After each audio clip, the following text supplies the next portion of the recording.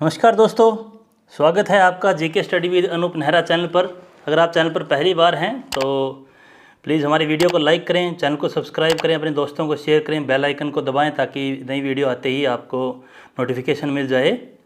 तो आपके 2-2.5 घंटे बर्बाद करने की बजाय 10 मिनट में निपटाते हैं। चलिए, पहला सवाल।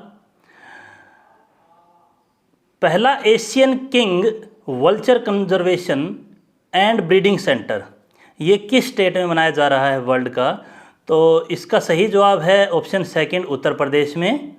तो वर्ल्ड का पहला कंजर्वेशन एंड ब्रीडिंग सेंटर जो कि बनाया जा रहा है एशियन किंग वल्चर के लिए, और क्योंकि एशियन किंग वल्चर अब क्रिटिकली इंडेंजर्ड है इसलिए, और ये उत्तर प्रदेश के महाराजगंज डिस्ट्रिक्ट में बनाया जाएगा। इसका नाम रहेगा Jatayu conservation and breeding centre JCBC, जो कि 1.5 हेक्टेयर ज़मीन पर फैला होगा। और ये एक सस्टेनेबल पॉपुलेशन को मेंटेन करने के लिए इन स्पीसीज़ की by breeding king vultures in captivity and releasing them into the wild, और उनको बाद में छोड़ दिया जाएगा।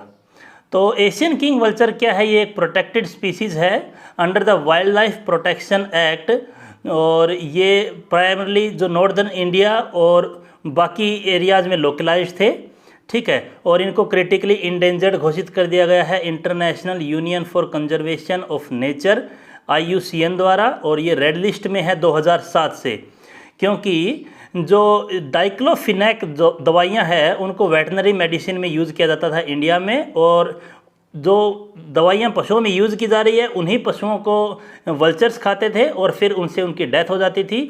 तो इस डाइक्लोफिनेक के यूज़ की वजह से इनकी पॉपुलेशन में पिछले कुछ सालों में एकदम गिरावट नज़र आई है। तो वेटनरी यूज़ जो है वो डाइक्लोफिनेक का अब बिल्कुल बैन कर दिया गया है इंडिया में, और जो JCBC है उसका एम है कि एटलीस्ट 40 वल्चर्स को कैप्टिविटी में अगले 15 सालों में सस्टेनेबल कंजर्वेशन किया जाए, इनको रेज किया जाए स्पीसीज़ के, ठीक है। Question number second. भारत का पहला पोस्ट ऑफिस जो कि 3D प्रिंटिंग टेक्नोलॉजी से बनाया जाएगा, ये किस शहर में होगा? तो इसका सही जवाब है ऑप्शन फोर्थ, बेंगलुरु में। तो इंडिया का पहला पोस्ट ऑफिस कंस्ट्रक्ट किया जाएगा 3D प्रिंटिंग टेक्नोलॉजी से बेंगलुरु कर्नाटका में, और ये जो प्रोजेक्ट है ये कैम्ब्रिज लेआउट इन उलसूर ये इम्प्लीमेंट किया जा रहा है बाय लार्सन एंड टर्बो नाम की एक कंपनी द्वारा, और इस कंपनी को 3D प्रिंटेड बिल्डिंग बनाने में काफ़ी महारत हासिल है। तो जो ये बिल्डिंग है वो 1100 स्क्वायर फीट की रहेगी, और ये जब 3D प्रिंटिंग से इसको बनाया जाएगा तो इसकी कॉस्ट जो है वो 30 से 40% लेस लगेगी बाय कि अगर हम कन्वेंशनल मेथड से किसी बिल्डिंग को बनाते हैं उससे। Question number 3। 2023 का इंटरनेशनल प्राइज इन स्टैटिस्टिक्स किसे दिया गया है? तो इसका सही जवाब है ऑप्शन फोर्थ, कलियमपुडी राधाकृष्णन राव। तो 2023 का इंटरनेशनल प्राइज इन स्टैटिस्टिक्स, जिसको कि नोबेल प्राइज़ के इक्विवेलेंट रिगार्ड किया जाता है, ये दिया गया है कलियमपुडी राधाकृष्णन राव को, जो कि एक इंडियन अमेरिकन स्टैटिस्टिशियंस है। और ये प्राइज़ जो है वो 2016 में इस्टेब्लिश किया गया था, और ये 2 सालों में एक बार दिया जाता है, और इसको दिया जाता है significant contribution to science, technology और ह्यूमन वेलफेयर को स्टैटिस्टिक्स का यूज़ करते हुए अगर कोई इसको करता है तो उनको दिया जाता है। Question number 4। एक सर्वे के मुताबिक मुंबई जो है वो बेस्ट पब्लिक ट्रांसपोर्ट की लिस्ट में आया है 2023 की बेस्ट पब्लिक ट्रांसपोर्ट की लिस्ट में। तो इसका रैंक कौन सा है? इसका सही जवाब है ऑप्शन 3, 19th रैंक है, 19वीं रैंक। तो एक सर्वे पब्लिश किया गया लंदन में, यूनाइटेड किंगडम में, बाय ग्लोबल मैगजीन है टाइम आउट द्वारा, और इसमें इंडिया की जो फाइनेंशियल कैपिटल है मुंबई महाराष्ट्र में है, उसको 19वीं रैंक मिली है in the best public transport in the world 2023। तो मुंबई जो है वो अकेली इंडियन सिटी है जो इस लिस्ट में है, और इस लिस्ट को टॉप किया है जर्मनी के बर्लिन शहर ने with the best public transport system globally. और जो बर्लिन का सिस्टम है वो मोस्ट रिलायबल, सेफ और कंफर्टेबल बताया गया है जो वोटर्स हैं उनके द्वारा पब्लिक ट्रांसपोर्ट नेटवर्क में। Question number 5। World vaccine Congress 2023 ये किस कंपनी ने जीता है? तो इसका सही जवाब है ऑप्शन सेकंड, भारत बायोटेक। तो वर्ल्ड वैक्सीन कांग्रेस 2023 हेल्ड की गई वॉशिंगटन यूएसए में अप्रैल 3 से 6 तक, जिसमें भारत बायोटेक को बेस्ट प्रोडक्शन और प्रोसेस डेवलपमेंट अवार्ड दिया गया, जो कि vaccine industry excellence VIE awards का एक पार्ट है। भारत बायोटेक, जिसका हेडक्वार्टर है हैदराबाद में, एक अकेली इंडियन कंपनी थी जो कि VIE यानी वैक्सीन इंडस्ट्री एक्सीलेंस अवार्ड्स में नॉमिनेटेड थी। और जो वर्ल्ड वैक्सीन कांग्रेस है वो एक मेजर इंटरनेशनल कॉन्फ्रेंस है जो कि फोकस करती है वैक्सीन पर, और ये जो वैक्सीन बनाने वाली जो चेन है उनको through out the world cover करती है। ठीक है। क्वेश्चन नंबर 6, कौन सा स्टेट या यूटी जिसने 5th international conference on disaster resilience infrastructure इसको होस्ट किया है? तो इसका सही जवाब है ऑप्शन फर्स्ट, तो न्यू दिल्ली।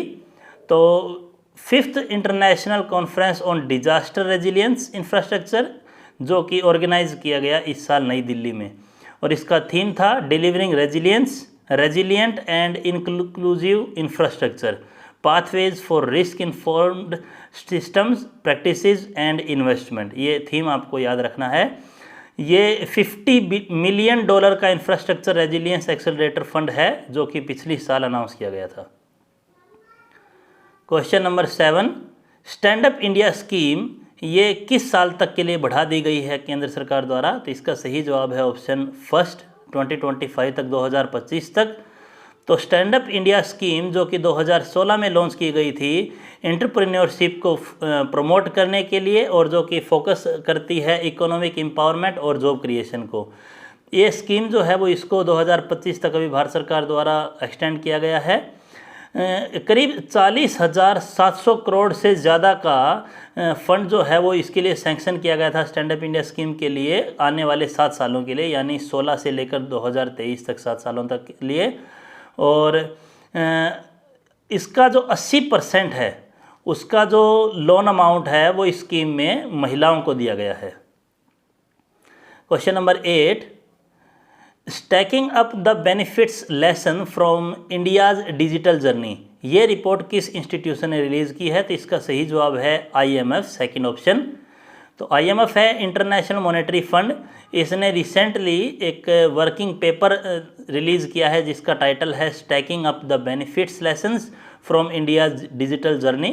तो इंडिया की जो डिजिटल जर्नी रही है उससे कुछ लेसन्स, इनको जो बेनिफिट लेसन है उनको लेना है, ऐसा कुछ टाइटल है। और ये जो क्रेडिट इसका क्या है कि ये इंडिया का जो बिल्डिंग ब्लैक अप्रोच है और इसका जो फोकस है इनोवेशन को प्रमोट करने में भारत का, और उसमें जो भारत ने सक्सेस हासिल की है इंडिया के डिजिटल पब्लिक इंफ्रास्ट्रक्चर को बढ़ाने में, उस पर ये फोकस करती है। क्वेश्चन नंबर 9, कौन सी Asian country UN statistical commission के लिए अगले 4 साल की टर्म के लिए जिसको इलेक्ट किया गया है, ऐसी कौन सी एशियन कंट्री है? तो इसका सही जवाब है ऑप्शन फर्स्ट, इंडिया। तो UN स्टैटिस्टिकल कमीशन जो है वो हाईएस्ट डिसीजन मेकिंग बॉडी है इंटरनेशनल स्टैटिस्टिकल एक्टिविटीज़ के लिए। अभी शिगेरू कावासाकी जो है वो जापान के इसके अध्यक्ष हैं, और इंडिया को हाल ही में इसमें 4 साल के लिए एक बॉडी के तौर पर चुना गया है जो कि जनवरी 1, 2024 से स्टार्ट होगा जिसका। क्वेश्चन नंबर 10, आखिरी सवाल आज का। यूनियन मिनिस्टर किरण रिजिजू ने पहला एडिशन किस वर्जन का, कॉन्स्टिट्यूशन के किस लैंग्वेज के वर्जन का पहला एडिशन रिलीज़ किया? तो इसका सही जवाब है ऑप्शन 3, डोगरी का। तो यूनियन मिनिस्टर हैं लॉ, जस्टिस और पार्लियामेंट्री अफेयर्स के किरण रिजिजू, और इन्होंने पहला एडिशन डोगरी वर्जन का भारतीय कॉन्स्टिट्यूशन का, भारतीय संविधान का रिलीज़ किया। और इस वर्जन का रिलीज जो है वो एक सिग्निफिकेंट स्टेप है कि भारत की जो लिंग्विस्टिक डाइवर्सिटी है और जो कल्चरल हेरिटेज है देश का उसको प्रिजर्व करने की, तो उसकी तरफ एक पहला अच्छा कदम है। डोगरी जो है वो एक नॉर्दर्न इंडियन स्टेट जम्मू और कश्मीर की एक बोली जाने वाली भाषा है, और ये भारत की 22 ऑफिशियल लैंग्वेज जो कि भारतीय संविधान द्वारा रिकॉग्नाइज्ड है उनमें से एक है। तो दोस्तों, कैसी लगी आपको ये वीडियो, कैसे लगे आपको ये सवाल, प्लीज़ कमेंट करके बताएं, अपने दोस्तों को भी शेयर करें। और पूरे दिन के करंट अफेयर्स आप 10 मिनट में पढ़ पाते हैं, तो ये एक बहुत अच्छी बात है, बजाय कि 2-2 घंटे, 2.5 घंटे आप बेवजह ही कुछ भी सुनते रहें इसकी बजाय। ठीक है, तो कल फिर मिलते हैं, तब तक के लिए शुक्रिया।